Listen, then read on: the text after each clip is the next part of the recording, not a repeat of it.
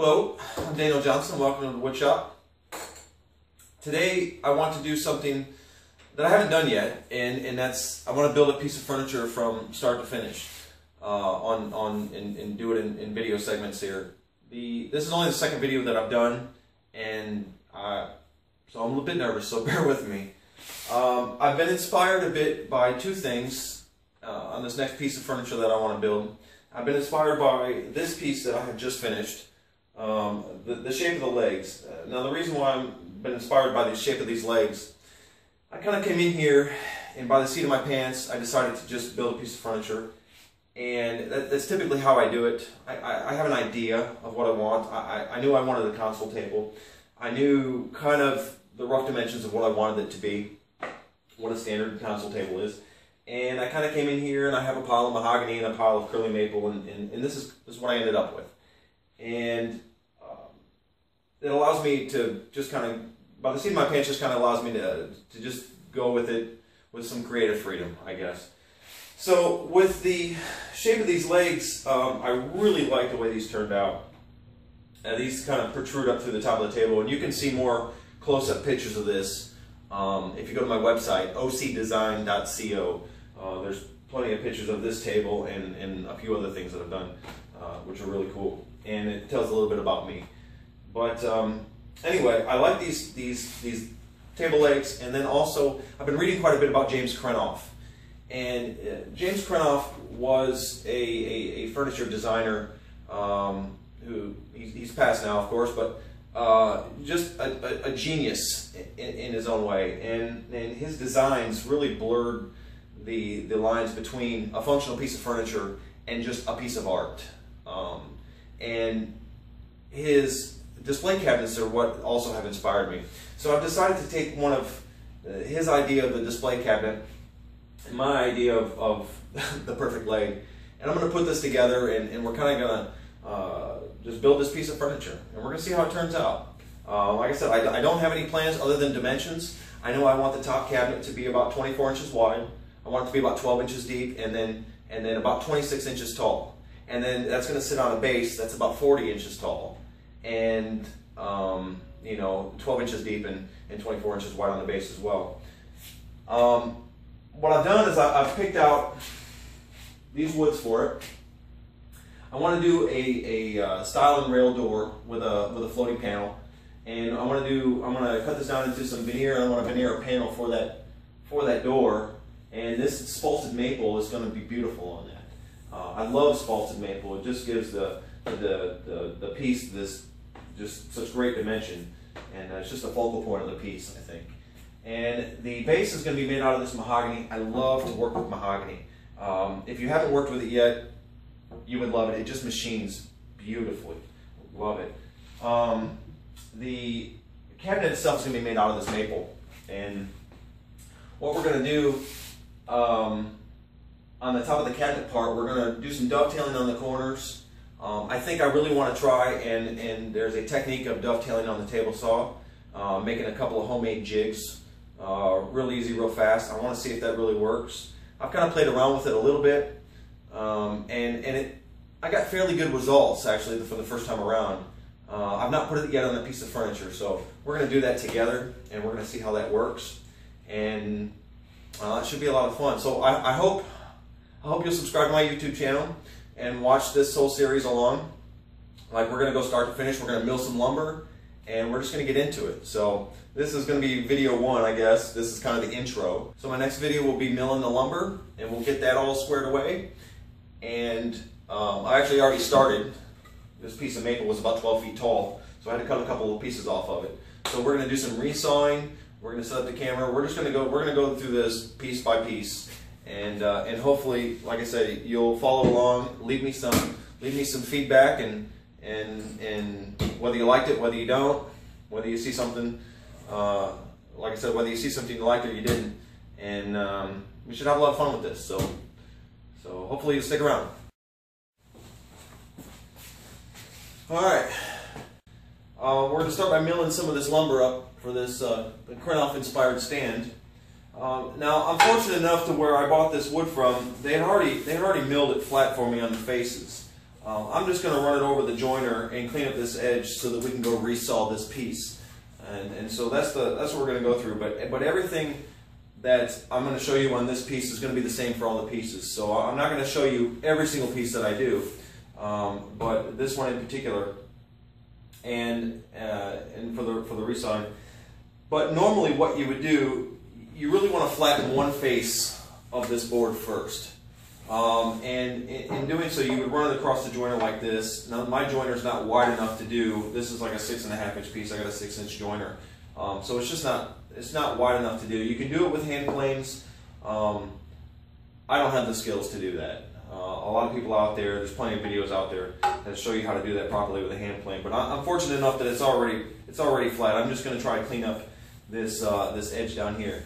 Now, normally, if I were to have to clean this face up, what I would do would be to, well, let me grab this piece of wood.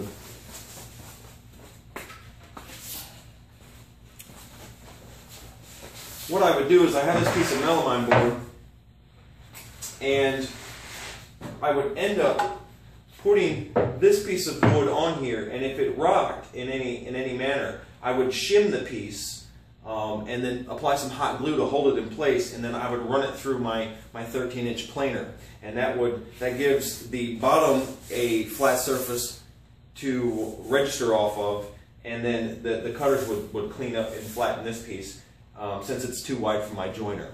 But I don't have that issue right now. This piece is fine for the moment, and we're probably going to have to do that before we go through and resaw it anyway. Or after we resaw it anyway, to clean up the piece and make it flat. So I will show you all that when we get to that next step.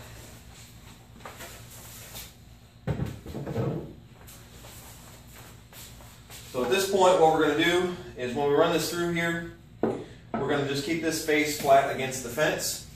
First of all, always check your fences. Make sure that they're square to the table.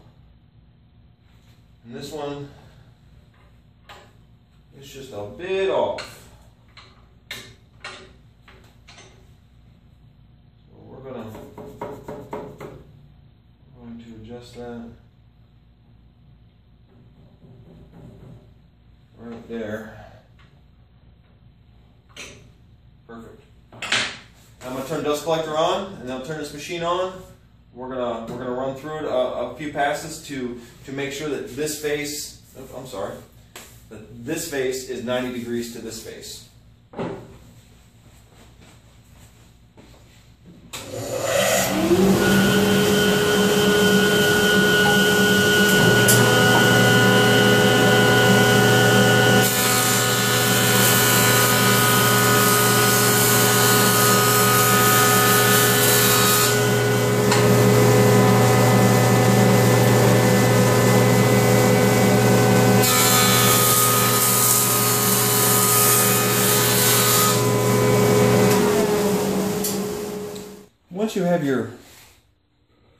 Once you have your stock milled flat and 90 degrees to the face, it's important, the way I do it, I have this nifty little ruler, and I put it on here and I run a mark all the way down the exact center of the board.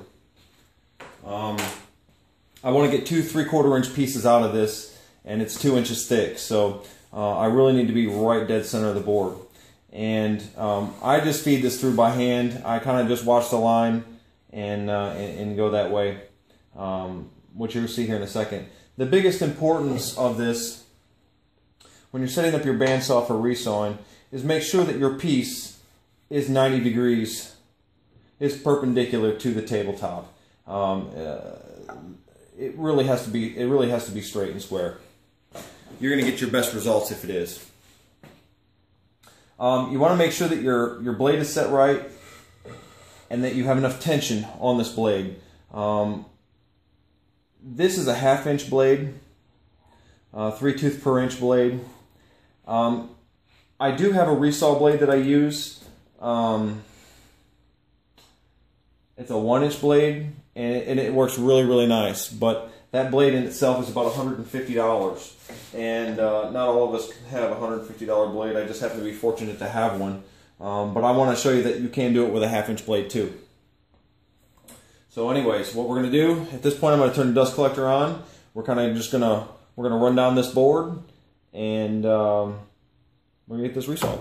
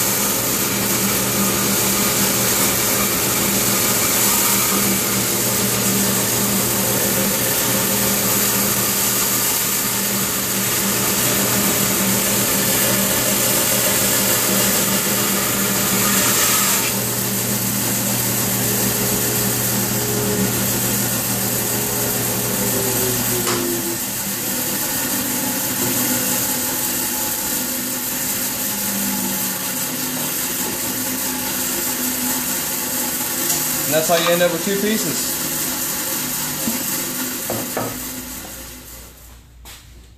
Now once we end up with both our resawed pieces, which turned out really well, you know, there's lots of debate on there on how to do it and how to set your fence up and how to, you know, there's 1,000 different ways.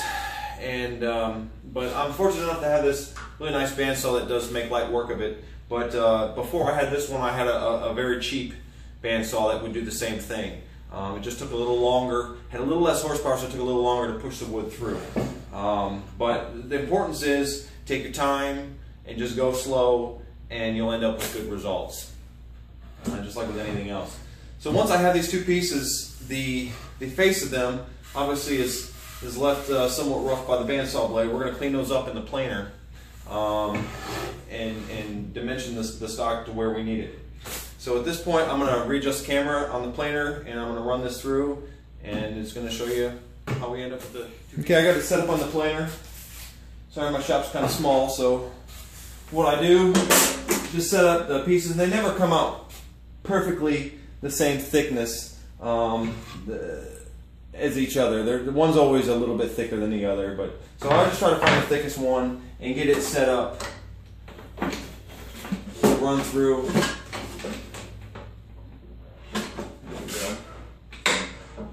And so I'm going to turn the dust collector on and the planer on. It's going to get kind of loud. I'm going to run this through there, and we'll see what the finished pieces look like.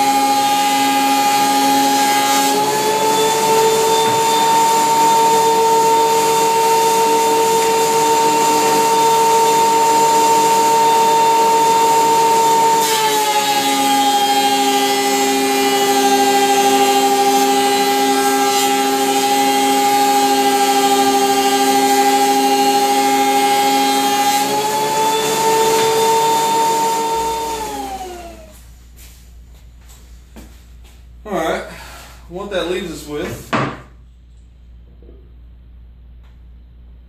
is two pieces. They're about 7/8 of an inch thick. I want them to be 3/4, and I'll get them down there at some point. But what I'm going to do is finish up milling the rest of the lumber that I need, and then I will dimension it all to final thickness as I get all of it in a big pile together, that way so that everything is the same thickness. So, well, thank you for watching. All the rest of the wood that I'm going to mill is exactly the same as that process I just showed you. If you have any questions or anything, please leave them in the comment section below, and I'll be happy to answer them. Like I said, I'm just a novice guy myself, trying to just do the best that I can. So, but I'd love to share any of the knowledge that I have with you. And like I said, leave me a comment. Thank you for watching.